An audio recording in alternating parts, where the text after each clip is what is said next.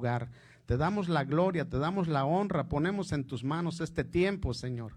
Que tú seas tomando el control de todas las cosas, reinando con tu Espíritu Santo en este lugar, y que este tema, Señor, sea de edificación para todos nosotros.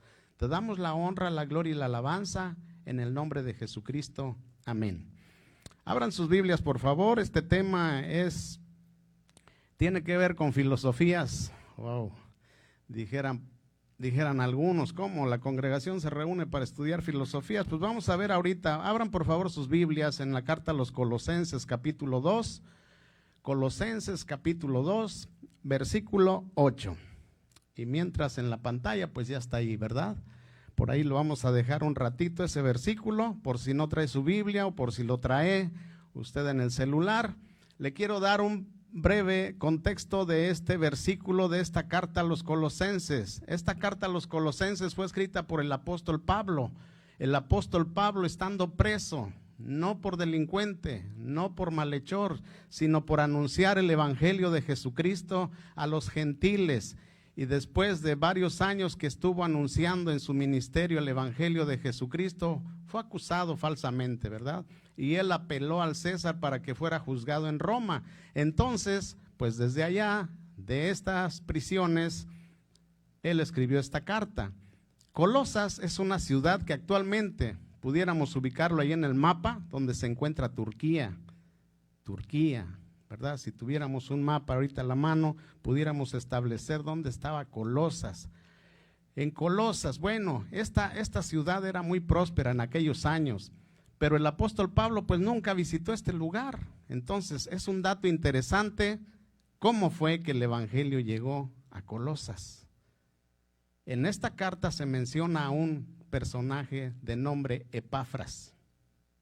Epafras, él era de Colosas, y mientras el apóstol Pablo andaba cerca de allí en Éfeso, Epafras estuvo allá, se convirtió al cristianismo y regresó a su tierra y predicó el evangelio. Entonces en Colosas se fundó la iglesia, esta iglesia a la cual el apóstol Pablo le escribe. Epafras es un ejemplo también para nosotros y que debemos tomar esa enseñanza. ¿Cuántos de nosotros nos hemos convertido a Jesucristo y después vamos y llevamos el evangelio? Primeramente a nuestras casas, después, ¿verdad?, a las demás personas que nos rodean, a nuestra familia. ¿Cuántos Epafras sabemos aquí? ¿Verdad? Este es un primer aprendizaje que debemos tomar el día de hoy. En segundo lugar, esta carta surgió por una inquietud que Epafras tuvo que trasladarse desde Colosas hasta Roma. Estando ya preso el apóstol Pablo, lo fue a visitar, fue a estar con él en sus prisiones, lo menciona la carta. Un siervo amado de Jesucristo fue a visitar a Pablo para decirle: está sucediendo esto en la iglesia, están introduciéndose falsos maestros, enseñando herejías, enseñando un evangelio diferente al que tú nos predicaste. Entonces el apóstol Pablo escribe esta carta y les manda decir esto, una advertencia en este versículo 8 que dice: mirad que nadie os engañe por medio de filosofías. Que nadie los engañe por medio de filosofías y huecas sutilezas, según las tradiciones de los hombres, conforme a los rudimentos del mundo y no según Cristo. Ahí está. Entonces, para aquellos que llegaron a pensar, bueno, ese tema, ¿por qué lo están metiendo ahí en la predicación? La Biblia, aquí tenemos el fundamento teológico que nos señala que es importante que cuidemos estas cosas. Miren, le dice a los colosenses, miren, y está resaltada ahí la palabra mirad, en color amarillo me parece. Y eso tiene un significado importante, interesante, porque la palabra miren en el griego, porque esta carta fue escrita en griego, es la palabra blepo, y que significa examinar, vigilar, guardarse de, tener cuidado, advertencia a guardarse de algo. Es una advertencia que el apóstol Pablo les está diciendo. Si leemos nada más la palabra mirad, pues nos quedamos que suena muy así, muy por encimita. Entonces les está dando una advertencia. Examinen lo que está ocurriendo. La otra palabra que es interesante analizar es la palabra engañe. Que nadie os engañe. Esta palabra del griego sulagogeo, llevar lejos como botín, eso significa robarse, seducir, engañar, esclavizar, eso significa. Algunas versiones, otras versiones, este versículo que tenemos en pantalla,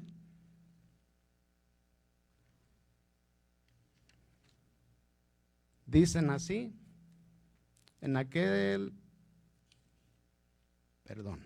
cuídense de que nadie los engañe mediante filosofías y huecas sutilezas. Es la Reina Valera 2015, dice, miren que nadie los lleve cautivos. Otras versiones así dicen. Otras versiones dicen, no permitan que nadie los atrape, con filosofías y huecas sutilezas. Entonces es una advertencia importante la que está haciendo aquí el apóstol Pablo, ¿sí? Porque a la iglesia de Colosas, como a las demás también, porque estas advertencias las dio en diferentes iglesias. Estaban introduciéndose falsos maestros con enseñanzas heréticas. Ellos, por ejemplo, estaban teniendo la influencia de la herejía del gnosticismo, así se le llamó en ese tiempo. ¿Y de qué trata esta filosofía? Pues negaban la humanidad de Jesucristo.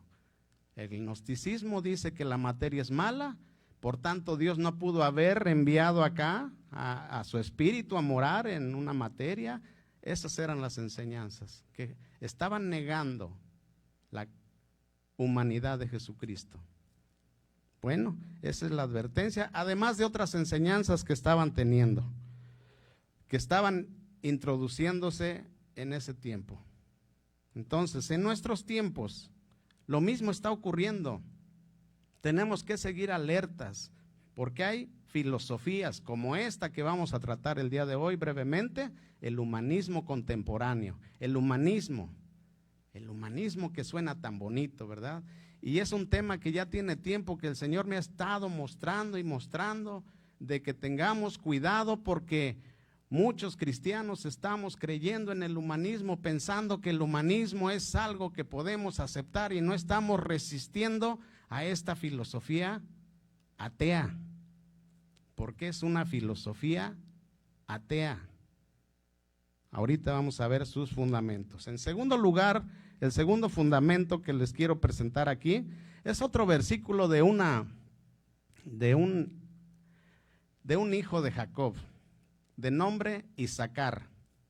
Isacar, ¿alguno ya había escuchado el nombre de Isacar? Es uno de los hijos de Jacob y patriarca de la tribu de Isacar. Isacar, ¿qué enseñanza nos quiere decir? ¿Qué propósito tiene el Señor de ponernos este versículo el día de hoy? Esta tribu tenía las siguientes características, como pueden ver ahí en su pantalla. Déjenme abrir mi Biblia en ese versículo.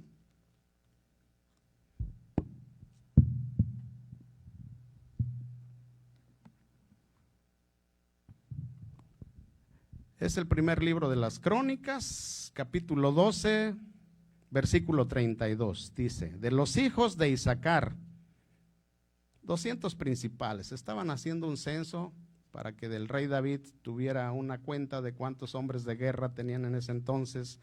200 principales. ¿Cómo eran? ¿Cuál es la característica que el Espíritu Santo nos está revelando en este momento para que nosotros comprendamos por qué aparece este versículo?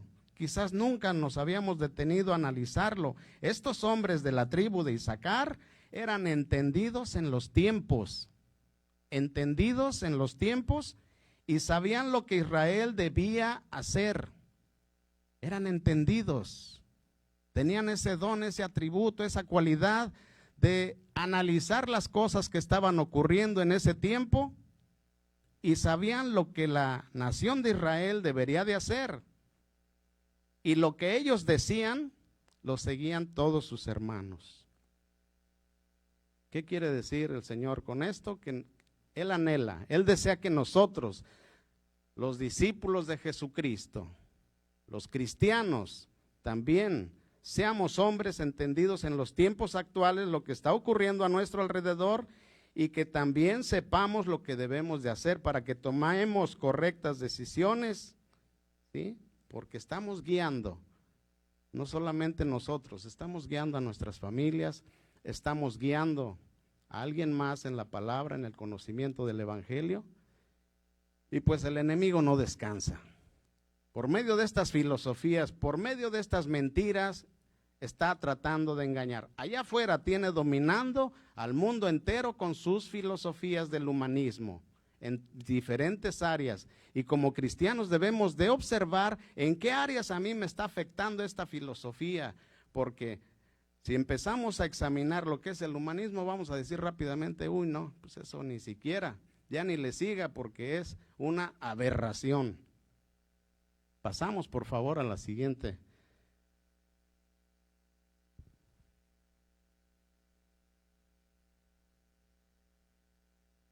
Mi agüita, ya no sabía dónde la había dejado.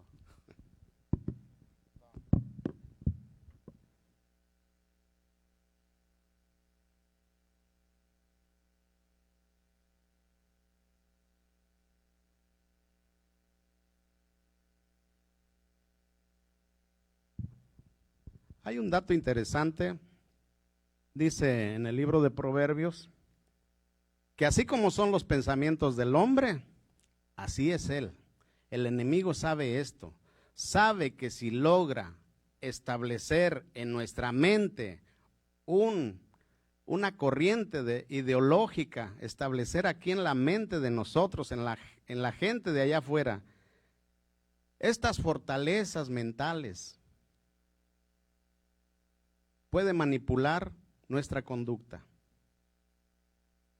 ¿Sí? Es como el celular. Para yo poder realizar unas operaciones ahí financieras en mi celular, desde mi celular pues descargo unas aplicaciones y ahora mi celular puede, por medio de mi celular puedo realizar algunas operaciones financieras, ¿verdad? Si no tuviera esa aplicación pues no lo podría hacer. Así es este tipo de enseñanzas, este tipo de ideologías que el enemigo pretende establecer en la mente y tiene así a la gente con esta información en su mente, en su cerebro, como fortalezas ahí, para manipular la conducta. El humanismo, como empezamos a ver ahí en la presentación, es una corriente filosófica que se le dice que es antropocéntrica. Antropocéntrica quiere decir que el hombre es el centro. Coloca al hombre en el centro de interés. Han estado difundiendo sus filosofías, sus ideas,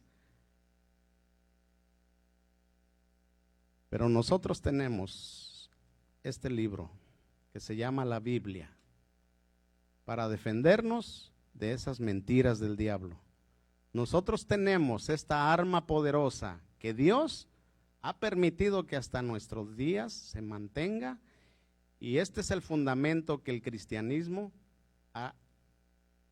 abandera, toma, está aferrado a estos principios bíblicos, a los fundamentos que la Biblia nos aporta para hacerle frente a todo esto.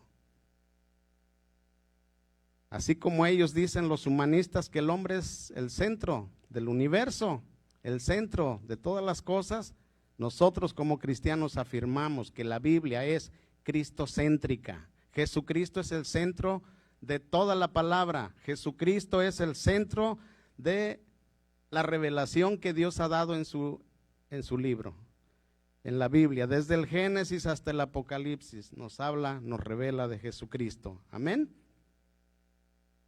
Entonces, ellos dicen que el hombre es la medida de todo. Esta primera frase Es interesante que sepamos que esta es elaborada por un griego de nombre Protágoras. Protágoras es un antiguo filósofo griego. Desde antes de Jesucristo ya estaba esta frase y la siguen manejando, la siguen como una de las máximas de esta filosofía humanista. El hombre es la medida de todo. ¿Qué quiso decir con esto? Ha habido mucho debate en toda la historia para saber qué quiso decir Protágoras con esta frase. Quiso decir que no hay verdades absolutas, que cada hombre puede determinar lo que es verdadero, que cada hombre puede determinar lo que es bueno y lo que es malo, que cada hombre tiene la capacidad para decir lo que es el bien y lo que es el mal, lo que es verdad. Ellos no creen en las verdades absolutas. Verdades relativas, dicen ellos. Lo que es verdad para mí, para otra persona, para ti, no es verdad, porque tú piensas diferente a mí. Para los japoneses una verdad, para ellos, para nosotros los mexicanos no es una verdad, son verdades relativas, todo es relativo en este mundo, dicen ellos. El humanismo, el relativismo, el pragmatismo, el existencialismo, todas ellas son hermanitas. Todas ellas se contribuyen unas a otras, pero aún así la palabra de Dios es más poderosa que todos esos argumentos de hombres. Por ejemplo, la Biblia dice en el Salmo 119, versículo 160, que la suma de su palabra es verdad. ¿Qué quiere decir? Que todas estas páginas que están aquí en mi Biblia, sumando el libro de Génesis, más Éxodo, más todos los demás que están aquí, el resultado que me da es la verdad, una verdad absoluta. El Señor Jesucristo dijo, mis palabras, los cielos y la tierra pasarán, pero mis palabras no pasarán. El Señor Jesucristo dijo, yo soy el camino, yo soy la verdad y la vida. ¿Con esto qué quiere decir? Que mientras el humanismo dice que para ellos no existen verdades absolutas, en el cristianismo sí tenemos verdades absolutas. Jesucristo es la verdad. ¿Sabes qué significa la palabra verdad en el original griego? La realidad en contraste con todas las apariencias. La realidad en contraste con todas las apariencias, aletinos, en el griego. Jesucristo está diciéndonos, yo soy la única realidad. Todo lo que ustedes ven a su alrededor son apariencias. Esas filosofías, esas religiones, todas son apariencias, yo soy la única realidad. Jesucristo es la verdad. Y él dice que es la verdad no porque se dedicaba a enseñar la verdad, sino porque en él estaba encarnada la verdad. Los que tuvieron la oportunidad de ver la persona de Jesucristo, estaban viendo en él la verdad. Eso contradice tremendamente, ¿verdad? Estos argumentos contradicen tremendamente lo que mencionan los humanistas. Otra frase, que las cosas con la palabra de su poder. Jesucristo sustentando todas las cosas, todas las que nosotros vemos en el universo, todas las cosas que nosotros vemos a nuestro alrededor, nuestra vida misma, Él las sustenta. Él mantiene el universo entero en movimiento, que todo esté con vida. Jesucristo es el que sustenta. ¿Dónde van a creer los humanistas que el hombre es el ser máximo? La Biblia es contundente a estas mentiras tan ridículas, ¿verdad? Que el hombre es la máxima autoridad, dicen ellos, y que toda la realidad está centralizada en él. Por eso le llaman que es antropocéntrica, el humanismo. ¿Ya habíamos escuchado esta filosofía allá afuera? Actualmente se escucha mucho. Ahorita vamos a ver en algunas áreas donde el humanismo está influenciando demasiado las ciencias, la educación, la psicología. Sí, la educación también, como vamos a ver ahorita. Porque los fundamentos de la educación aquí en México y en muchos países está fundamentada en el humanismo. Imagínate la clase de educación que están recibiendo las generaciones nuevas, los niños, y esto no es nuevo. Esto nos debe de llevar a la reflexión. ¿Qué está produciendo la educación en nuestro país? Y no me voy a ir a pelear con el maestro y no me voy a ir a pelear con el gobierno, porque sabemos que la lucha que tenemos no es contra sangre y carne. Sabemos quién es el autor intelectual de todo esto. En la siguiente presentación, pues la autoridad máxima sabemos nosotros que en la Biblia, de acuerdo a la Biblia, es el Señor Jesucristo. Él en el Evangelio de Mateo capítulo 28, versículo 18 dice: toda potestad me ha sido dada en los cielos y en la tierra. Él tiene toda la autoridad, Jesucristo, no es el hombre, eso es mentira.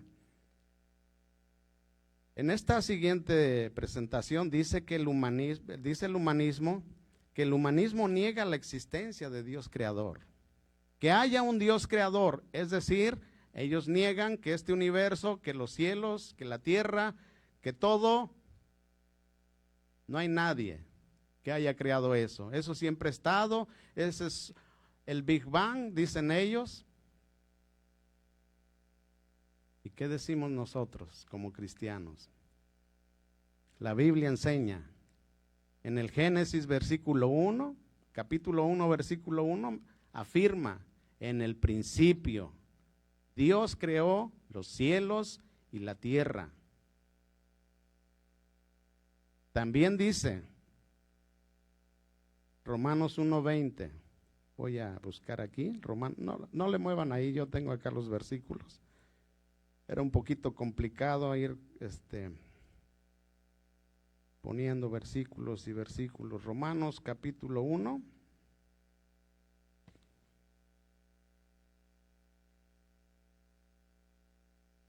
Verso 20. En teología se le llama a este argumento, ¿verdad? Se los voy a leer. El argumento teleológico le llaman los teólogos. Dice: porque las cosas invisibles de Él, su eterno poder y deidad, se hacen claramente visibles desde la creación del mundo, siendo entendidas por medio de las cosas hechas, de modo que no tienen excusa. Siendo entendidas, de modo que no tienen excusas. Las cosas invisibles de Dios, dice, su eterno poder y su deidad, se hacen claramente visibles desde la creación del mundo. A ver, ¿qué quiere decir este versículo? Cuando nosotros observamos los cielos, las estrellas, el sol, la luna, dice la palabra de Dios que no podemos creer esa mentira de que eso fue creado por una explosión, sino que detrás de todo ese diseño hay un diseñador. Y es tan fácil, por ejemplo, compararlo. Si yo me encuentro en un desierto, me encuentro este celular ahí tirado en la arena, yo no puedo llegar a creer que la arena por sí sola le dio forma a este celular, ¿verdad? Hay un diseñador en este celular que es tan sencillo comparado con la complejidad del universo entero. Ese es el argumento teleológico. Entonces el humanismo pues rechaza de que haya un Dios creador. También rechaza, dice que el hombre es un accidente de la naturaleza. Y con este versículo han hecho mucho daño a las generaciones, porque muchas personas, ¿verdad?, han creído esta mentira del diablo de que son accidentes que son un accidente de la naturaleza, cuando el Salmo 139 afirma, mis ojos, mi embrión vieron tus ojos, dice el Salmo 139. Desde el momento de la concepción de la vida, Dios ya tenía escrito en un libro todas las cosas que habían de ser cumplidas en la vida de cada uno de nosotros. Él nos formó en el vientre de nuestra madre, dice este salmo. Entonces no somos un accidente. Dios nos creó, nos dio forma en el vientre de nuestra madre. Ahí les encargo que lean el Salmo 139, aquí lo tengo. Versículo 13, porque tú formaste mis entrañas, tú me hiciste en el vientre de mi madre. Te alabaré porque formidables, maravillosas son tus obras. Estoy maravillado y mi alma lo sabe muy bien. No fue encubierto de ti mi cuerpo, bien que en oculto fui formado y entretejido en lo más profundo de la tierra. Mi embrión vieron tus ojos, y en tu libro estaban escritas todas aquellas cosas que fueron luego formadas sin faltar una de ellas. Entonces no somos accidente de la naturaleza. En los propósitos de Dios estaba que tú y yo existiéramos. Y Él mismo nos formó en el vientre de nuestra madre. Esa mentira, decía yo, de que el hombre es un accidente de la naturaleza, ha hecho mucho daño. Muchos se suicidan, muchos no se valoran a sí mismos, la autoestima está por los suelos. Voy a avanzarle porque el humanismo contemporáneo se ha modernizado, dicen algunos. Antes de pasar a la siguiente, decía ahí que el ser humano no tiene por qué rendir cuentas a nadie. Esa es la idea que ellos tienen. La vida aquí se termina y vámonos. Sabemos que la Biblia dice en Hebreos 9:27, está establecidos para los hombres que mueran una sola vez y después de esto, el juicio. La Biblia desmiente esto. Todos, está establecido para los hombres que mueran una sola vez. No hay reencarnación para los que creían en la reencarnación. Y después de esto, el juicio. Exactamente en el instante en que muere la persona, se va a la presencia de Dios a rendir cuentas. Unos para permanecer en el reino de Dios y otros derechito al infierno. Continuamos, dice aquí. No creen en la eternidad. Pasamos a la siguiente, que es el humanismo contemporáneo. El humanismo contemporáneo se complementó de todos estos que acabamos de leer, le han hecho algunos agregados y yo creo que muchas de estas frases las hemos encontrado actualmente, las hemos visto en muchos lugares. Dice, el hombre tiene que descubrirse a sí mismo, ponerse en contacto consigo mismo. La frase clave de esta filosofía es, conócete a ti mismo. Ellos argumentan esto. Y mediante esta frase, que es una frase viejísima también de Grecia, en el templo de Apolo, allá tenían escrita esa frase, el dios de la música, dicen ellos, conócete a ti mismo. Y hasta hoy en día ha resurgido esta frase para alentar a las personas. Hay grupos de autoayuda que así manejan, ¿verdad? Conócete a ti mismo. ¿Qué dice la Biblia? La Biblia dice en el Evangelio Juan 17, capítulo 17, versículo 3, el mandato de la Biblia es, en esto consiste la vida eterna, que te conozcan a ti, el único Dios verdadero, y a Jesucristo, a quien has enviado. La Biblia no manda que te conozcas a ti mismo. La Biblia manda que conozcas a Dios primeramente, que conozcas a su Hijo Jesucristo, para que no nos dejemos envolver en estas artimañas y huecas sutilezas de la filosofía, porque resulta que ahora hasta en algunos ministerios están implementando estas enseñanzas en el púlpito, están enseñando en algunas iglesias así de esta manera. Le llaman evangelio humanista, hágame favor. Entonces hay que alertar a la iglesia, dice el Señor. de que no seamos engañados por falsos maestros, por falsos predicadores que están enseñando. Yo he leído varias denuncias. El pastor Jesse hace 15, 20 días que estuvo aquí, algo mencionó al respecto también. Algunos púlpitos están leudando la masa con mentiras del diablo, enseñando. O sea, realízate tú, porque ahí está otra frase, ¿verdad? Realízate, cumple con tus sueños, Dios está para ayudarte. Invirtiendo los papeles, o sea, ahora Dios es mi ayudante. Yo voy a realizar lo que yo anhelo, lo que yo deseo, al fin que Dios para eso está. No. Tengamos cuidado con el orden en que se presenta el evangelio. ¿Qué más dice? Ya se me apagó otra vez.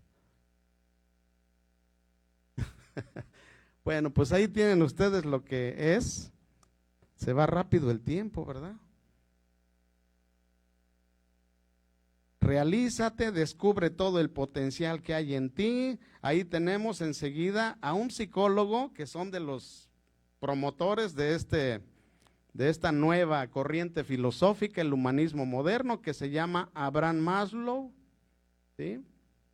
Este es un psicólogo y que con esa frase que aparece ahí en pantalla, realización de nuestras habilidades, ha logrado que el mundo entero diseñe, ¿verdad?, corrientes psicológicas, planes de estudio para las escuelas con este concepto, donde el alumno es el centro, así como para que se acostumbren a ser siempre el centro de atención, el centro de todo, porque el humanismo eso fomenta, el egocentrismo, y por eso el mundo así vive allá afuera, un mundo lleno de egocéntricos.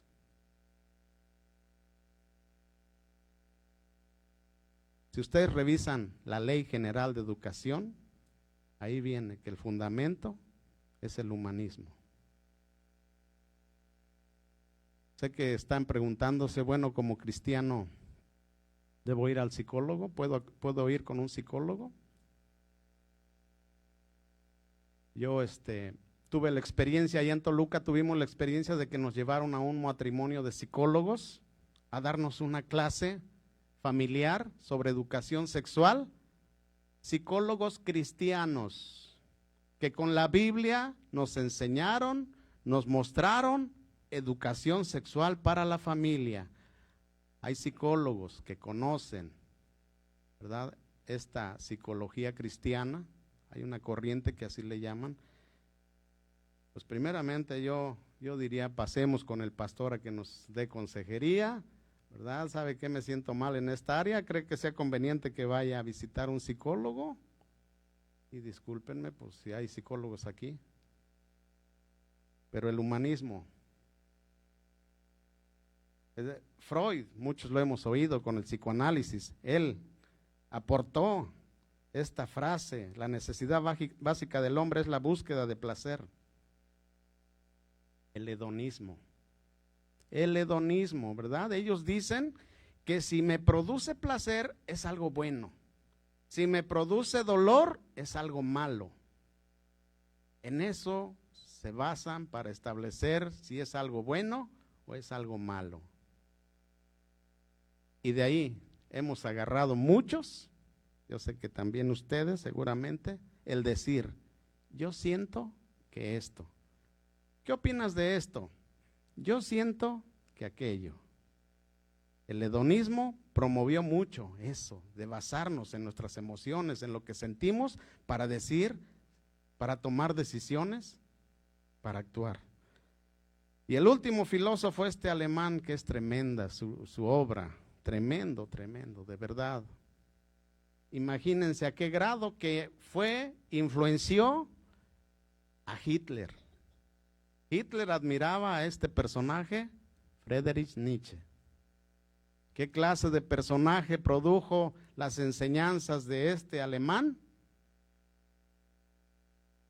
Para que nos demos una idea, los deseos de poder. Y todo eso, ¿verdad?, conforman, todas estas corrientes que ellos aportaron, bien han venido a darle forma a este humanismo contemporáneo que el día de hoy está afectando la vida de muchos de nosotros.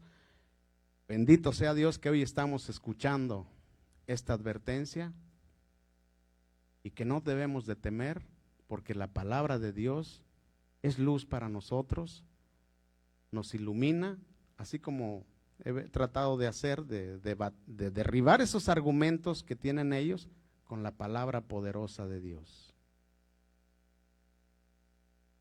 Hay un versículo que a mí en lo personal me encanta, hay poco tiempo, entonces avanzo porque este versículo, este pasaje de la segunda carta a los Corintios, el apóstol Pablo también lo escribió. ¿Qué dice? Pues aunque andamos en la carne, no militamos según la carne. Porque las armas de nuestra milicia no son carnales. Ponga atención, las armas de nuestra milicia, las armas que Dios nos ha dado para hacerle frente a estas herejías, no son carnales, no es yéndonos a pelear a golpes.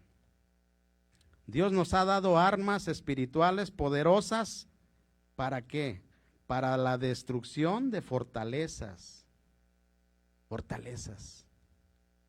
Quizás aquí en la mente de algunos de nosotros aún se haya quedado o haya entrado alguna fortaleza del humanismo. Quizás antes de venir a Cristo, la mente de Enrique estaba saturada de marxismo, de ateísmo, de cosas, filosofías de hombres. Aquí estaban haciendo, ¿verdad? Era el centro de operaciones del enemigo para manipular mi manera de pensar, mi manera de actuar. Entonces, la palabra de Dios nos ayuda a destruir esas fortalezas en nuestra mente. Como el Señor debatió con el diablo cuando lo tentó en el desierto, Jesucristo le presentaba versículos, así nosotros. El diablo dice estas mentiras, pero la palabra de Dios dice esto. El diablo nos acusa, pero la palabra de Dios dice que yo soy su hijo y que he sido redimido. Las armas de nuestra milicia no son carnales, sino poderosas en Dios para derribar argumentos, para derribar fortalezas, para la destrucción de fortalezas, derribando argumentos. Ahorita dimos un ejemplo de cómo derribar los argumentos del enemigo y toda altivez que se levanta contra el conocimiento de Dios. Esto es altivez del hombre. Y llevando cautivo todo pensamiento a la obediencia a Cristo. Amén. ¿Qué opina el Señor acerca de estas sabidurías de hombres? Pues hay mucha palabra en la siguiente presentación. ¿Qué opina el Señor acerca de estas filosofías de hombres? Hay muchos versículos, hay varios pasajes donde el apóstol Pablo precisamente menciona en la primera carta a los Corintios. Voy a buscarla aquí tantito, permítanme un minuto, no, un segundito, no dos, ya van tres.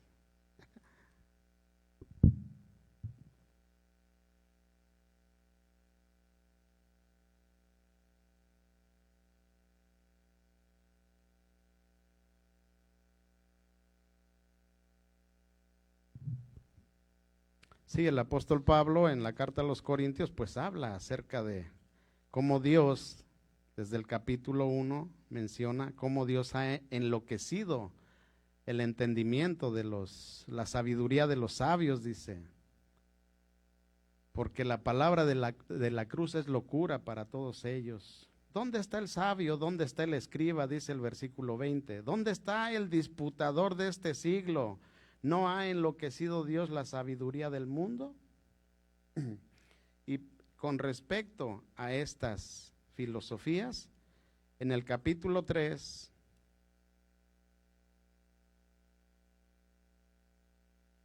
versículo 19 y 20, dice, aquí está, porque la sabiduría de este mundo es insensatez para con Dios. ¿Qué le parece a Dios estas flamantes ideas de los filósofos griegos, de los humanistas? Son insensatez para Él. Pues escrito está, Él prende a los sabios en la astucia de ellos. Y otra vez dice el Señor, el Señor conoce los pensamientos de los sabios, que son vanos, son vacíos, son huecos. Eso quiere decir. Colosenses capítulo 2, vuelvo a la carta a los Colosenses, es la siguiente presentación ahí, si la tienen. Desde el versículo 2, la parte final del versículo 2, ¿dónde podemos encontrar nosotros sabiduría? A fin de conocer el misterio de Dios, el Padre y de Cristo. Está hablando de Jesucristo, de Dios Padre y de Jesucristo, en quien están escondidos todos los tesoros de la sabiduría y del conocimiento. En Jesucristo tenemos, dice, que están escondidos en Él todos los tesoros de la sabiduría y del conocimiento. Así es que, si quieres obtener sabiduría, si quieres obtener conocimiento, puedes venir a Cristo. Por eso hemos venido a Él, porque en Él encontramos la sabiduría, para que te vaya bien en la vida, para que todo lo que hagas prospere en tu vida.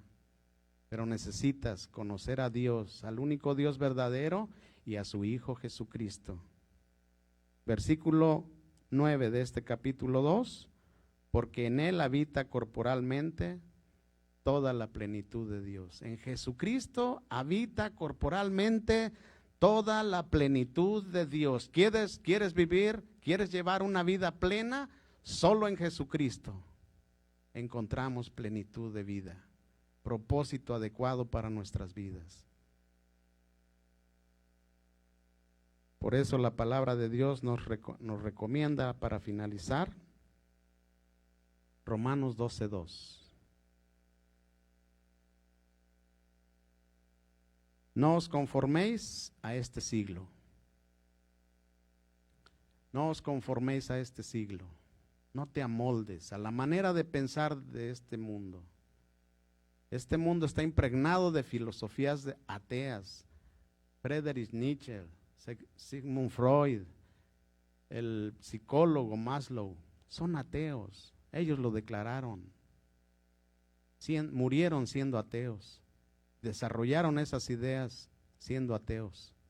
Y están llevando a la humanidad por ese camino del ateísmo, que es un camino falso, mentiroso. La única verdad se llama Jesucristo. No os conforméis a este siglo, sino transformaos por medio de la renovación de vuestro entendimiento. Transformaos por medio de la renovación de vuestro entendimiento. La palabra de Dios renueva nuestro entendimiento. Para comprobar cuál sea la buena voluntad de Dios, agradable y perfecta para nosotros. La Biblia es el libro que contiene verdades absolutas, la revelación de Jesucristo para nuestras vidas. Y este libro destruye todas las mentiras del enemigo, de las filosofías, de la ciencia, de lo que la ciencia está diciendo allá afuera. Tenemos trabajo que hacer con nuestra familia, acercarnos a nuestros hijos para ayudarles con sus tareas y orientarlos adecuadamente, ¿verdad? Porque les están enseñando el ateísmo, les están enseñando, ¿verdad?, filosofías mentirosas. Vamos a orar, por favor.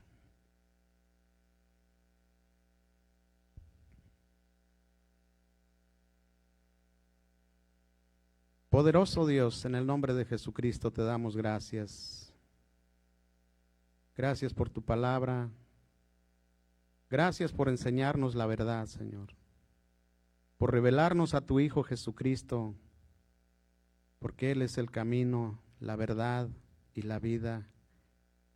Gracias por enseñarnos que en esto consiste la vida eterna, en que te conozcan a ti, al único Dios verdadero, y a tu Hijo Jesucristo. Él es la verdad, la única verdad absoluta. Gracias por tu palabra, porque está llena de verdades, porque en ella, Señor, la palabra de Dios es una luz para nuestros caminos, que alumbra nuestro camino. En este mundo que está lleno de tinieblas y de mentiras, la única verdad para nuestras vidas. Te damos la honra, te damos la gloria a ti, Señor, porque eres poderoso para derribar todo argumento, toda mentira del enemigo que haya entrado en nuestras mentes, bendito Dios, y que estemos ahí abrigando. Hoy renunciamos a toda filosofía de hombres. Hoy renunciamos a todo pensamiento que niegue la existencia de ti y de tu Hijo Jesucristo. Jesucristo, te damos las gracias por esa sangre que derramaste en la cruz del Calvario para limpiar nuestras vidas. Gracias por salvarnos del mundo donde nos encontrábamos perdidos. En esta mañana, bendito Dios, en este día, en esta tarde, te damos la gloria, Señor.